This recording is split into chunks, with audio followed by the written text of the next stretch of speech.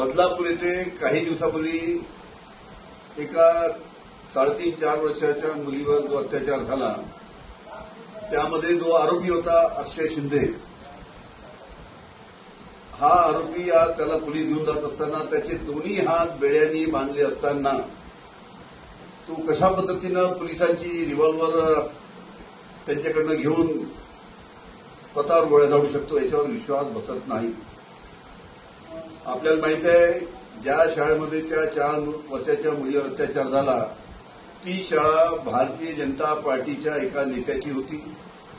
त्याच्यामुळे त्यावेळेस ते प्रकरण दाबण्याचा प्रयत्न झाला होता, सर्व महाराष्ट्राला माहित आहे। आणि त्याच बाबतीत या आरोपीला त्याचा एन्काउंटर करायचा आणि हे संपूर्ण प्रकरण दाबायचा दुसरा प्रयत्न त्यानं या सरकारच्या माध्यमातून चालू दिसतो।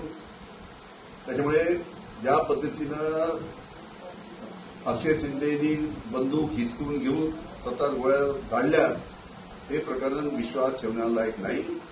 त्याच्यामुळे याची उच्चस्तरीय चौकशी झाली पाहिजे। रिटायर्ड हायकोर्ट जजच्या माध्यमातून याची चौकशी झाली तरच याच्यामध्ये काय सत्य आहे ते महाराष्ट्रातील जनतेसमोर येईल।